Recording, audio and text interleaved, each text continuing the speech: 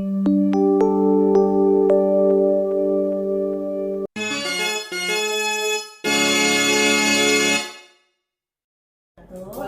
warahmatullahi Ibu, wabarakatuh. mohon izin dan waktunya sebentar ya Bu. Ya. Saya mau belajar nih dari Ibu mengenai bagaimana cara Ibu dalam mengambil keputusan yang mengandung nilai kebajikan. Ya. Ya Bu, kan saya tahu nih Ibu udah lama nih jadi kepala sekolah. Saya mengidolakan sekali Ibu. Iya, jadi tuh saya melihat Ibu udah sering mengalami masalah-masalah menghadapi murid gitu Bu. Ibu Ya. bisa mengambil dengan bijak. Saya izin melakukan wawancara ya Bu. Ya. Oke, untuk yang pertama, selama ini bagaimana Ibu mengidentifikasikan kasus-kasus yang merupakan dilema etika atau bujukan moral? Ya. Jadi yang dimaksud itu misalnya ada suatu masalah ini menyangkut moral atau etika. Kadang-kadang kita mengambil keputusan yang berseberangan dengan etika. Kadang-kadang ya kita memang memiliki etika. Memang ini harus dilihat permasalahannya secara keseluruhan. Kalau seandainya saya mengambil keputusan itu bertentangan dengan etika, misalnya ini menyangkut masa depan seseorang anak siswa gitu ya, kelihatannya itu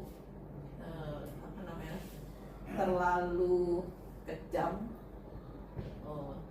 seolah-olah kita memutuskan, tetapi ada hal kita harus juga mengedukasi orang. Jadi dalam mengedukasi orang itu kadang-kadang ada sisi-sisi etika itu yang seolah-olah kita berseberangan, padahal sebenarnya nggak berseberangan, tetap sama, tetapi caranya memang harus mulai dari situ. Biasanya seperti itu. Baik, berarti Ibu biasa kadang-kadang ya Bu, emang keputusan yang kita ambil itu berlawanan dengan etika kan? Betul, tapi betul. niat kita itu emang untuk mengedukasi. Ya, mengedukasi. Pokoknya intinya itu mengedukasi orang. Ya, kalau kita berdasarkan kasihan gitu ya, nanti bagaimana akhirnya orang hanya menggampangkan sesuatu. Kita nanti begini-begini, nanti juga nanti dikasih. Kan enggak seperti itu. Semua harus diusahakan. Siap. Untuk selanjutnya Ibu, saya mau tanya, bagaimana Ibu menjalankan pengambilan keputusan di sekolah, terutama untuk kasus-kasus di mana ada dua kepentingan yang sama-sama benar atau sama-sama mengandung nilai kebajikan. Karena kan kita menghadapi biasanya benar, ini juga benar, tapi yang mana nih gitu? Biasanya saya banyak berdiskusi dengan teman-teman. Berdiskusi itu selain kita mencari solusinya, juga mencari informasi sebanyak-banyaknya. Dari informasi itu nanti ada semacam pencerahan saya harus mengambil keputusan seperti apa. Jadi kita memang harus bicara dengan banyak orang. Dengan mungkin kita berada dengan si A, kita berbicara dengan kalangan kita juga berbicara dengan kalangan si A. Jadi kita dalam mengambil keputusan itu setidak-tidaknya objektif, tidak subjektif. Jadi banyak pertimbangan di situ. Mungkin itu caranya. Siap. Berarti Ibu dalam mengambil keputusan itu banyak pertimbangan ya Bu. Ya. Dengan melakukan diskusi dulu sama teman-teman, Ya. melihat dari berbagai sudut pandang gitu. Ya, betul. Jadi kita objektif dan sesuai perasaan kita gitu ya Bu. Sebenarnya lagi nih Bu, langkah-langkah atau prosedur yang seperti apa sih yang biasa Ibu lakukan selama ini dalam mengambil keputusan? Ya, seperti tadi kita mengidentifikasi dulu. Ini permasalahannya apa sebenarnya itu? Berakar dari mana dulu, terus kemudian berkembang. Kalau kita hanya lihat permukaannya saja, takutnya kita salah dalam mengambil keputusan. Kita harus mencari akar permasalahannya, gitu, sampai terjadi hal seperti ini. Kalau kita tahu akar permasalahannya, nah itu harus kita tuntaskan di situ, di akar permasalahannya. Kalau kita ngambil di permukaannya saja, itu besar kemungkinan keputusan kita ambil itu bisa salah, kayak gitu. Jadi intinya jangan terlalu emosional dalam mengambil keputusan. Siap. Berarti emang kalau mengambil keputusan kalau lagi emosi mendingan diem dulu ya, Ya, Bu. kita retreat dulu, kita atret dulu ke belakang untuk maju untuk yang lebih baik. Jadi Bu, hal-hal apa saja yang selama ini Ibu anggap efektif nih dalam mengambil keputusan pada kasus-kasus dilema etika? Ya, kita lebih banyak berdialog, terutama pada mereka yang pihak yang bermasalah, ya siapapun itu kita banyak berdialog. Berdialog itu kita bisa membaca pikiran mereka itu seperti apa sih, gitu loh. Jadi kita kalau itu kita berusaha memahami belum tentu menyetujui ya. Kita hanya pada batasan memahami cara berpikir mereka. Nah dari situ baru kita bisa mengambil keputusan. Saya bilang ini berhasil nggak juga, tapi itu gaya saya seperti itu. Jadi ngajak berdialog. Dengan berdialog tuh kita tahu cara berpikir orang itu. Jadi kita kalau mengambil keputusan yang mudah-mudahan tepat. Sebenarnya nggak ada keputusan yang tepat sekali, nggak ada sebenarnya. Tapi kita berusaha menuju keputusan yang mendekati benar. Berarti selama ini Ibu tuh kalau ada kasus dilema etika biasanya Ibu ajak dialog nih, ya kan? Terus Ibu dari dialog tersebut nih kebaca nih pikiran orang tersebut, kemudian kita bisa mengambil sudut pandang dari orang tersebut dan juga sudut pandang kita gitu. Biasa kalau lewat permukaan aja kan kita suka salah ya. Berarti kita akan menuju jawaban yang paling terbaik gitu ya. Mau tanya lagi nih, hal apa saja sih yang selama ini yang merupakan tantangan dalam mengambil keputusan pada kasus-kasus dilema etika? Tantangannya itu bila kita bermasalah pada orang yang dekat dengan kita, itu tantangan itu. Terus kita bermasalah pada orang yang seharusnya itu bisa kita tolong, tetapi pihak tersebut melakukan kesalahan fatal. Itu tantangan itu. Di sini profesionalisme kita itu harus kita tunjukkan. Nah, bisa nggak itu secara profesional? Itu kita harus bisa memisahkan ini pribadi atau ini pekerjaan. Biasanya itu kita siap ditinggalkan kayak gitu. Kalau orang itu paham, ngerti, itu alhamdulillah. Tapi banyak orang pada kasus dia dalam kondisi yang dia itu harus ditindak, itu biasanya banyak yang nggak terima seperti itu. Nah itu memang tantangannya di situ tuh. Tantangannya paling berat itu orang terdekat kita, di mana ada libatan emosi di situ, ada keterdekatan sama orang itu, gitu ya. Tapi kita harus menjalankan fungsi kita. Dan itu saya pernah ngalamin, itu saya harus berpikir bagaimana caranya ya. Saya mengajak dia bicara baik-baik ya. Dan alhamdulillah itu bisa terselesaikan dengan baik. Saya memberikan hukuman terhadap pihak tersebut dengan dia, saya nggak tahu ya, dalam artian saya rasa dia nggak sakit hati, dia tahu posisinya itu salah kayak gitu. Itu yang kadang-kadang itu berat sekali itu. Berarti ya balik lagi ya Bu, emang kedekatan itu kalau dalam pekerjaan itu sangat, apalagi orang tuh pernah nolong kita. Itu budi gitu ya. Pernah nolong kita, terus dia dihadapkan dia punya masalah yang sangat fatal, yang melanggar moral. Coba itu saya harus bagaimana posisi saya gitu kan. Itu harus tunjukkan, ini kita harus profesional. Kita lihat si lingkupannya. Secara kedinasan saya tetap menjalankan fungsi saya, tetapi secara pribadi saya biasa-biasa aja, saya tidak memutuskan hubungan gitu ya. Supaya dia tahu saya itu mengambil keputusan ini base-nya adalah profesi. Gitu ya Bu, berarti kita harus profesional dalam mengambil keputusan. Kita tuh harus bisa memposisikan ini kerjaan, ini pertemanan, seperti itu ya Bu. Emang berat ya Bu, apalagi keadilan lawan loyalitas gitu, aduh berat banget. Makasih ya Bu ilmunya. Saya mau tanya lagi nih Bu. Apakah Ibu memiliki sebuah atau prosedur gitu Bu? Prosedur atau jadwal tertentu dalam sebuah penyelesaian kasus dilema etika? Jadwal tertentu Iya. tuh nggak pasti sekian tuh, nggak pasti ini besok gini, nggak.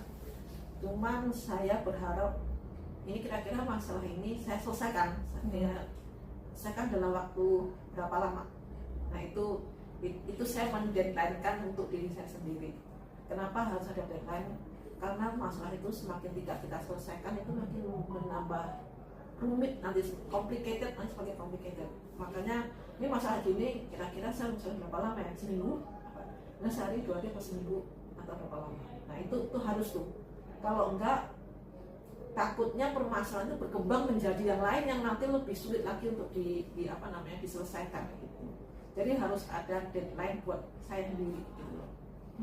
Nah deadline itu harus, kalau saya ini masalah seminggu harus kelar misalnya, saya harus mengupayakan, saya harus begini. Saya nggak bisa diam aja.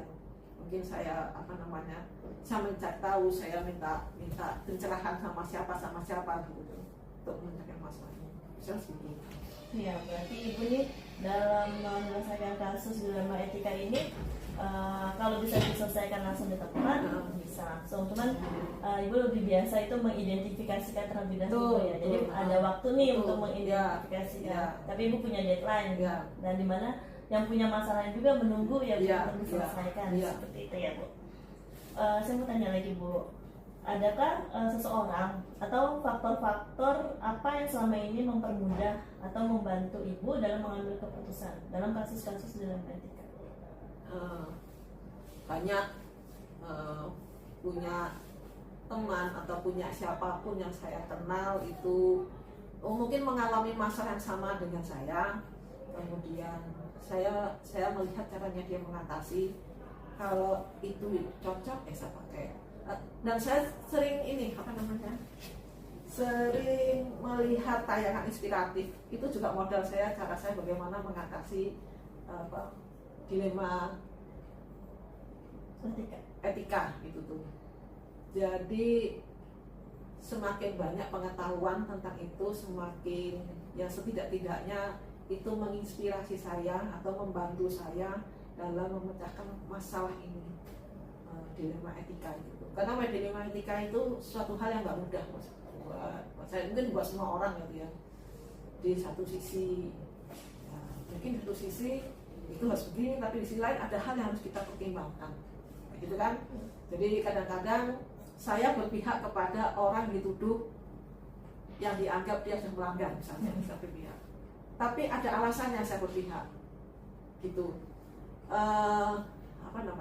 Jadi kadang-kadang ada masalah yang nggak bisa dilihat hitam dan putih gitu loh. Ya. Nah, jadi banyak hal itu. Berarti Ibu nih selama ini yang Ibu lakukan itu mencari informasi dari media sosial atau media lainnya yang inspiratif. Kemudian Ibu bertanya juga ke teman, mungkin ada teman yang memiliki masalah yang sama, yang juga punya maksud itu dia bisa menyelesaikan gitu. Dan Ibu juga kadang-kadang dianggap gitu ya Bu, berada di posisi yang bela yang salah, padahal orang tersebut nggak tahu nih ke dalamnya itu seperti apa. Padahal kan Ibu sudah identifikasi ya Bu. Itulah makanya kita harus mencari akar permasalahannya gitu. Kenapa dia sampai seperti ini gitu. Nah akarnya ini yang harus kita bantu untuk menyelesaikan. Siap Ibu. Nggak terasa nih Bu. Dan terakhir nih Bu, pertanyaan terakhir saya mau tanya. Dari semua yang telah Ibu sampaikan, kira-kira ada nggak sih Bu pembelajaran yang dapat Ibu petik dari pengalaman yang Ibu ambil keputusannya? Banyak sekali. Itu memperluas wacana saya terhadap suatu hal, memperkaya hati juga, bahwa kita itu tidak bisa melihat segala sesuatunya hitam dan putih. Kita juga harus intinya gini, saya meningkatkan empati saya ya. Empati saya itu bisa mungkin saya tidak berpihak justru ya, tetapi saya lebih, kalau saya biarkan dia akan lebih terperosok lagi. Saya kelihatannya memang agak kejam, tetapi itu demi kebaikannya dia. Empati saya mungkin seperti itu. Empati nggak harus langsung kita ini, tapi kadang-kadang tampak di permukaan itu seperti nggak empati, padahal itu empati supaya dia nggak terperosok lebih jauh lagi. Seperti itu. Berarti Ibu, saya perhatikan berarti pengambilan keputusannya itu care-based thinking ya Bu, berdasarkan kepedulian ya, gitu ya. Ya. Kita peduli sama orang tersebut gitu.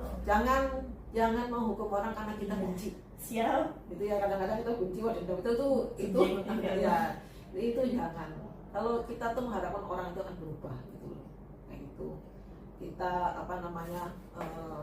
tidak, mungkin kelihatannya dia tuh memang terus udah brengsek banget ya apa. Tapi kita nggak tahu ke depannya, siapa tahu dia akan jadi lebih baik daripada kita. Jadi intinya kalau kita menjatuhkan hukuman atau apapun, sanksi atau apapun, itu landasannya adalah mengedukasi orang, jangan landasannya benci sama orang. Benci dah dibuat aja boleh, itu normal, itu harus banget begini.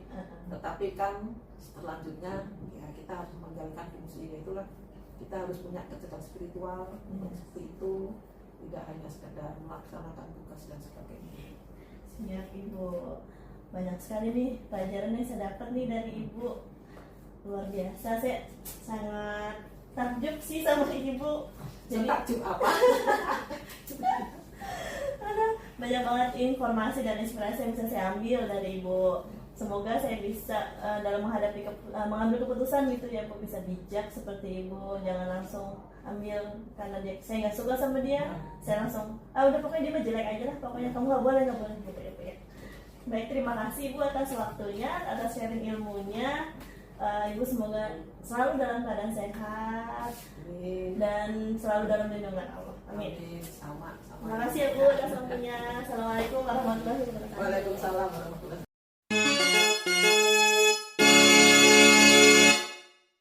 Assalamualaikum warahmatullahi wabarakatuh.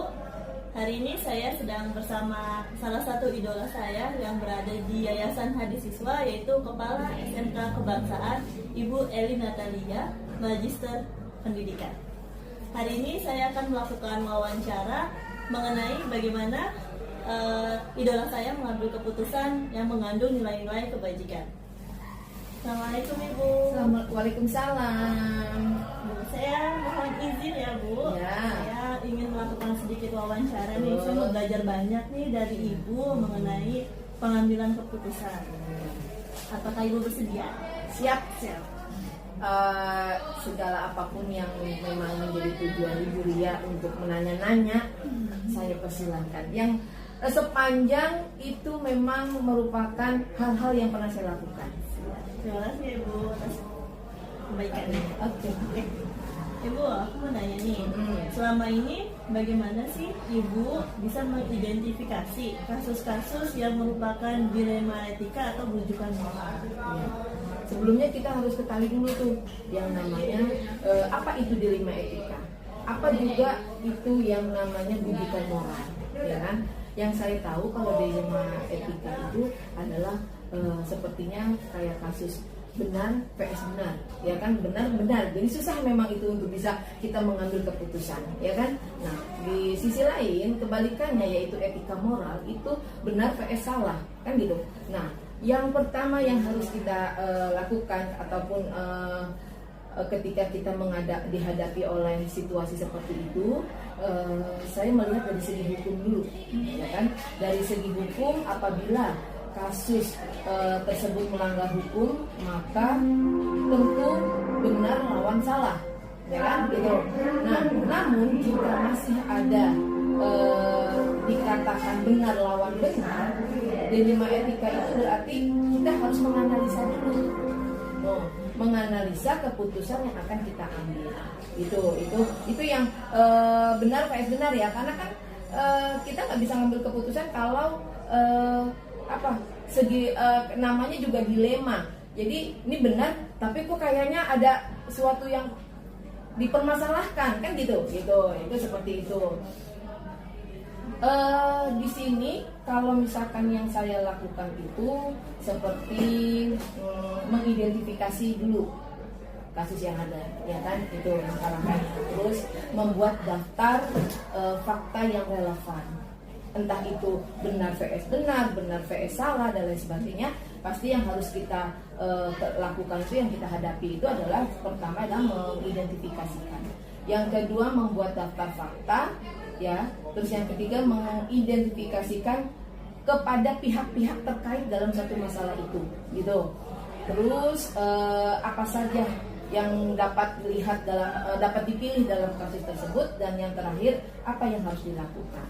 Itu cara saya mengidentifikasikan baik itu dilema etika sama moral, bujukan moral. Ibu menjalankan pengambilan keputusan di sekolah, terutama untuk kasus-kasus yang dimana ada dua kepentingan yang sama-sama benar atau yang mengandung nilai kebajikan. Oh gitu. Waktu itu pernah juga ada kasus ya Bu Lia, ya gitu kan, yang sama seperti yang Ibu Lia ungkapkan di situ. Jadi mengandung dua kepentingan yang sama-sama benar, ya kan, gitu. Tetapi ada nilai kebajikan di situ, gitu kan.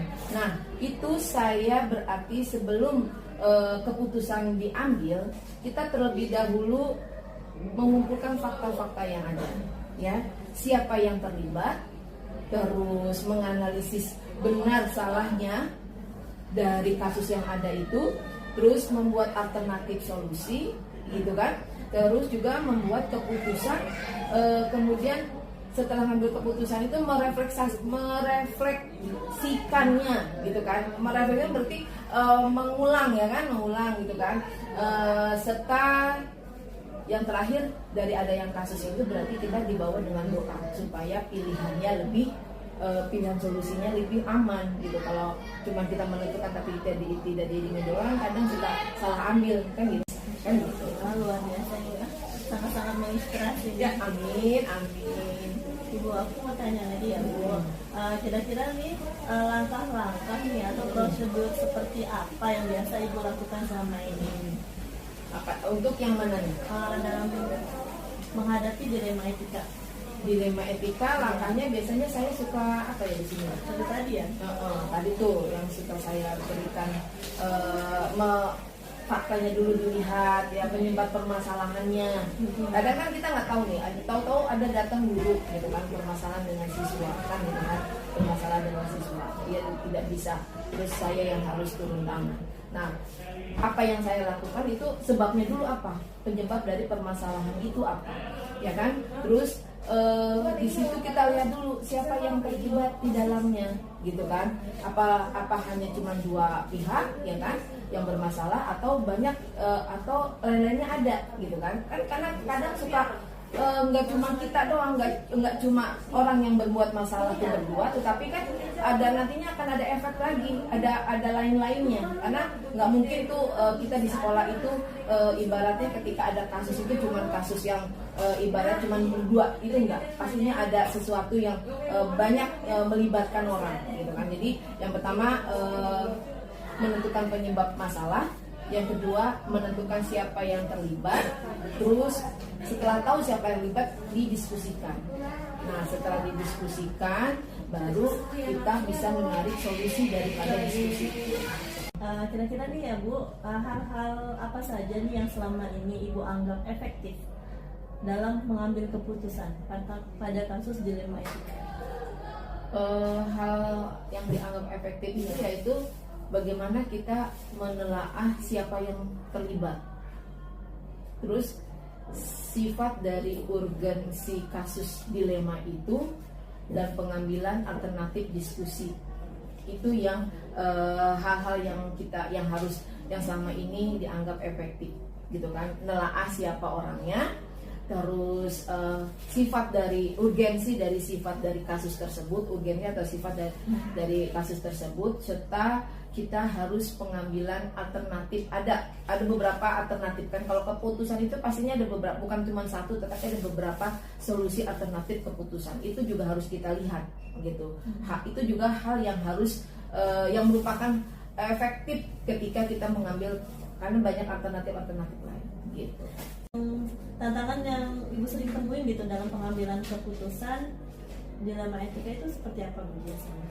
Tantangannya susah untuk bisa melihat dilema etika itu, kadang susahnya itu sama-sama benar, ya kan, gitu kan, sama-sama benar dan sama-sama yang harus bisa menguntungkan kedua belah pihak, itu yang susah tantangannya, karena kan sama-sama benar ya, kadang ya itu yang kita kadang susah untuk bisa mengambil keputusan, karena kalau orang lihat, kalau namanya juga dilema keputusan ya, jadinya dilema si etika, jadinya ini kayaknya orang ini benar, tapi orang ini kayaknya juga benar gitu kan, itu yang tantangan itu. Cuman tadi yang awal tadi, kita harus bagaimana kita identifikasikan dulu dan lain sebagainya, itu seperti itu. Jadi selama ini ibu memiliki sebuah jadwal tertentu atau prosedur yang runtut gitu Bu dalam sebuah penyelesaian kasus dilema etika? Apakah ibu biasa langsung selesai nih, ada masalah langsung selesaikan di tempat,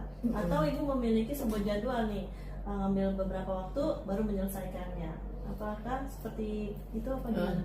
Biasanya gini Ri, kalau misalkan kasus yang ada itu, jika masalahnya ringan ya kan, dan biasa, maka bisa langsung diputuskan ya kan, diputuskan. Tetapi jika masalahnya berat, maka diperlukan suatu proses ya kan, proses untuk bisa mengidentifikasi dari permasalahan itu. Jadi ada waktu gitu, ada jadwal. Tapi kalau tergantung dari masalahnya, tadi saya bilang ya kan, kasusnya, bukan permasalahan kasusnya. Kalau kasusnya cuma ringan yang bisa diselesaikan ya hari itu tanpa harus menunda. Kadang kalau menunda kita bisa lupa untuk bisa mengatasi kasus yang ada. Tapi kalau itu yang ringan ya. Nah, tetapi kalau yang berat itu biasanya kita kumpulkan dulu fakta-faktanya supaya bisa kita mengambil keputusan untuk memecahkan masalah itu makanya perlu waktu yang berat, itu makanya perlu waktu ya kan, kita nggak tahu ya, mudah-mudahan sih nggak ada fakta, nggak ada kasus gitu kan, jadi aman. Tapi kalau ada kasus ya kita lihat dulu tuh bersama teman, biasanya bersama dari segi kurikulum, dari kesiswaan ataupun BP sendiri. Kalau yang memang bisa diselesaikan dan itu termasuk masalah yang ringan, yang mereka ada nggak sih Bu seseorang atau faktor-faktor yang selama ini mempermudah gitu untuk ibu dalam mengambil keputusan dalam kasus-kasus dilema etika? Ya itu dia tadi, karena kan saya tidak bisa dengan sendirinya mengambil keputusan, karena kan saya nggak tahu duduk permasalahannya dari kasus tersebut, harus ada penjelasan kan. Nah dari penjelasan itu kan berarti saya harus juga mengajak warga sekolah, dalam ini mungkin bagian kesiswaan, bagian kurikulum, BP, dan sekaligus yang memang ternyata dia tahu akan kasus yang ada, ya kan, seperti itu. Jadi bisa aja saya mengajak warga sekolah, terus stakeholder. Kalau memang kasusnya berat, biasanya pakai stakeholder yang punya, kita masuk ke yayasan biasanya. Tapi mudah-mudahan sih selama ini tidak ada, cukup warga sekolah, wali siswa, dan orang-orang yang memiliki kedekatan dengan permasalahan itu gitu, yang bisa membantu untuk kita mengambil suatu keputusan. Kira-kira nih ada nggak sih Bu pembelajaran yang dapat kita petik dari pengalaman ibu nih dalam mengambil keputusan dilema etika? Ya, dari yang ada kasus-kasus yang ini, yang kita hadapi, yang saya sering dihadapi di sekolah ini, saya jadi bisa lebih bijaksana dalam menganalisis suatu permasalahan untuk dijadikan pertimbangan menentukan gitu ya. Terima kasih banyak Ibu atas waktunya. Nggak berasa nih, banyak banget ilmu yang bisa saya dapat. Sekali lagi saya terima kasih banyak atas sharing-sharing ilmunya. Saya Bu. Terima kasih. Assalamualaikum warahmatullahi wabarakatuh.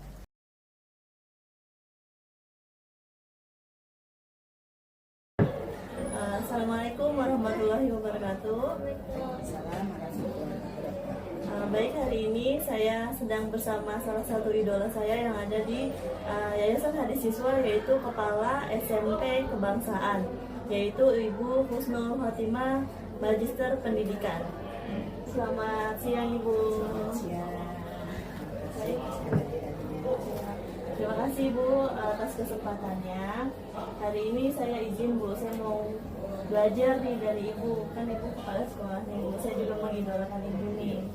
Di sini saya mau tahu gimana sih selama ini Ibu mengambil keputusan berbasis nilai-nilai kebajikan sebagai pemimpin, seperti itu Ibu. Keputusan ya. Iya. Coba aku bertanya, selama ini bagaimana sih cara Ibu mengidentifikasi kasus-kasus yang merupakan dilema etika dan rujukan moral? Kan biasanya kalau dilema itu biasa benar atau benar gitu ya Bu. Kalau tadi kan itu ada aturannya seperti itu, benar salah. Kira-kira gimana? Mengidentifikasinya ya. Iya. Kalau mengidentifikasinya biasanya sih kalau saya itu cuma melihat aja gini, apakah kalau dengan seperti ini kira-kira melanggar enggak ya gitu. Biasanya saya masukkan ke dalam hati nurani saya atau dengan hati kecil saya bilang kok kalau seperti begini ini melanggar enggak ya. Paling seperti itu sih kalau saya nggak secara jelas saya ini saya tadi berbuat begini berarti ini melanggar aturan atau taruhlah contoh yang nyata ya. Nah, saya sebagai kepala sekolah misalnya ada orang tua siswa datang misalnya nilainya jelek atau apa tapi minta dirubah nilainya dan sebagainya. Nah itu kan saya kembalikan ke diri saya lagi kan. Nah itu contoh yang jelas seperti itu. Apakah itu menurut saya itu sesuai nggak dengan hati nurani saya, sesuai nggak dengan aturan yang berlaku? Saya seperti itu sih. Identifikasinya nggak secara gamblang saya runut ini loh harus seperti ini, enggak. Siap, berarti selama ini Bu menggunakan hati nurani gitu ya Bu, melihat kasus tersebut nih di hati saya sesuai nggak nih gitu, ambil tindakan ini, kalau nggak sesuai berarti nggak sesuai gitu ya Bu. Oh iya Bu, aku mau tanya lagi, selama ini bagaimana Ibu menjalankan pengambilan keputusan di sekolah Ibu, terutama untuk kasus-kasus di mana dua kepentingan itu sama-sama benar atau sama-sama mengandung nilai kebajikan. Kita ambil ini benar juga, yang satu lagi kita juga ambil benar. Kira-kira memutuskan yang mana? Kalau saya untuk hal yang seperti itu, kalau sama-sama semua bermanfaat baik, kita lihat dari hasil akhirnya dulu. Kira-kira kalau saya mengambil keputusan seperti ini, yang terbaik buat orang banyak yang mana? Gitu. Jadi saya kembalikan ke misalnya saya mengambil keputusan secara A, ini lebih bermanfaat bagi orang banyak atau B yang lebih bermanfaat buat orang banyak. Kalau saya gitu. Jadi yang lebih bermanfaat tuh yang mana sih dari kedua hal yang bagus ini gitu. Entah semuanya bagus kan, gitu. Semuanya baik, tapi pasti dari hal yang baik itu ada yang terbaik. Siap, luar biasa Ibu nih. Berarti Ibu benar-benar memperhatikan Ibu hasil akhir, dimana kita harus memikirkan yang paling terbaik dari yang terbaik gitu ya Bu. Buat orang semua orang ya lebih banyak keuntungannya bagi mereka. Siap. Bu, aku mau tanya lagi, langkah-langkah atau prosedur yang seperti apa sih yang biasa Ibu lakukan selama ini? Untuk Di sini kita dalam menentukan yang tadi benar lawan benar. Iya, dilema etika itu.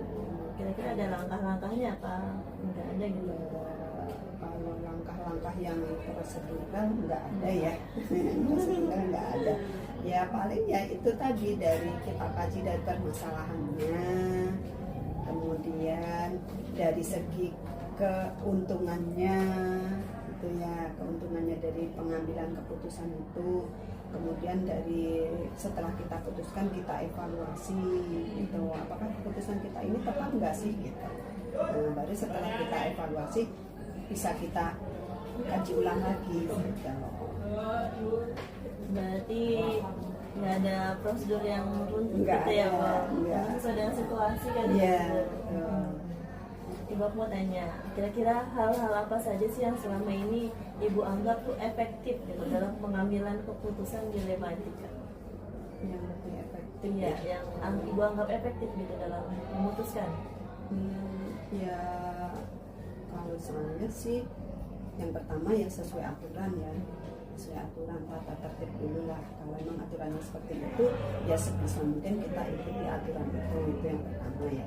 Kemudian yang kedua ya kita masih melihat dari segi segi kemanusiaan juga sih ya. Kalau sekiranya keputusan yang kita ambil itu akan merugikan orang lain, ya kalau kita masih bisa toleransi, ya apa salahnya kita toleransi. Aku mau tanya lagi ya, hal-hal apa saja sih yang selama ini yang merupakan tantangan ibu dalam pengambilan keputusan dilema etika? Tantangannya ya kita harus, sebenarnya kita harus berani tega ya, harus kalau memang seperti itu ya kamu harus seperti itu gitu. Nah itulah yang membuat kita kadang-kadang nggak bisa berbuat apa-apa gitu. Maksudnya kita masih terlalu, kalau saya pribadi ya, masih terlalu lebih mementingkan orang lain daripada diri kita sendiri gitu. Kadang-kadang kita mengesampingkan kepentingan pribadi kita, lebih mengutamakan orang lain. Toh ini kepentingan buat orang lain ini nanti belum tentu sesuai dengan keinginan kita. Padahal sebenarnya kan kita itu ingin orang lain itu berbuat seperti yang kita inginkan gitu ya. Tapi kan belum tentu semua orang itu bisa seperti itu ya kan. Kita pengen dia itu dengan kita begini, kita pengen dia nanti berbuat begini loh sesuai keinginan kita, tapi kan sulit. Iya Ya kan. Nah di situ itu yang tantangan berat bagi kita manusia. Jadi ya sulit kita, gimana ya, kamu harus begini gitu. Ya. Ibu memiliki aturan gitu atau jadwal tertentu dalam menyelesaikan kasus dilema etika.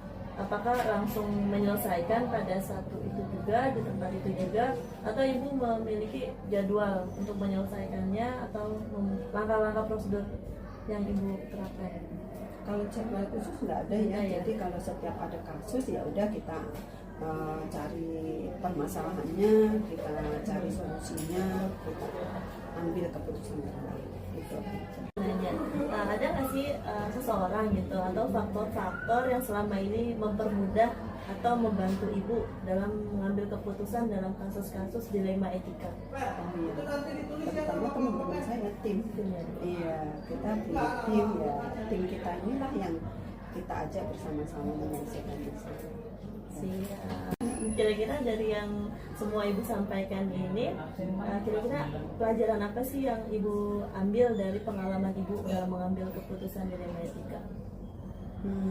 Kalau pelajaran saya ya, saya itu harus lebih tegas dalam memutuskan sesuatu gitu. Selama ini saya memang belum seperti itu, belum bisa seperti itu, masih lebih mementingkan apa sih perasaan daripada dengan aturan gitu. Belum bisa, saya memang masih lebih banyak maklum ya udah maklum gitu. Jadi udah gitu, masih ditoleransi lah gitu. Belum bisa, ini loh aturannya kayak gini, kamu harus kayak gini gitu. Ini kelemahan saya di situ. Bisa. Insya Allah ibu, itu bukan kelemahan bu, itu kelebihan ibu sangat baik hati ya. Bukan, itu justru kelemahan saya justru harus bagaimana ya, saya pengen bisa ya, jadi saya benar-benar apa ini loh, kamu tuh ya harus bijaksana, harus begini, aturannya begini, pengennya begitu ya. Tapi kembali lagi ke diri saya, pasti selalu lemah saya kalau menghadapi yang begitu. Gitu. Tapi saya lihat ibu nggak kok, bijak banget ibu. Luar biasa ibu ini. Dilihat dari ujung berung. Orang saya lihat aja ibu tuh tenang, pembawaannya tuh nggak pernah. Kalau lagi diem ya, tenangnya ya. Terasa nih bu, saya merasa sangat senang nih bu, takjub sama ibu. Saya terima kasih banyak ibu atas segala sharing ilmu. Saya bisa ambil pembelajaran yang sangat banyak nih dari ibu. Semoga saya bisa menerapkan ini dalam pembelajaran aku mengambil keputusan yang bijak untuk murid gitu ya. Terima kasih atas waktunya. Semoga ibu selalu dalam keadaan sehat, selalu dalam lindungan Allah.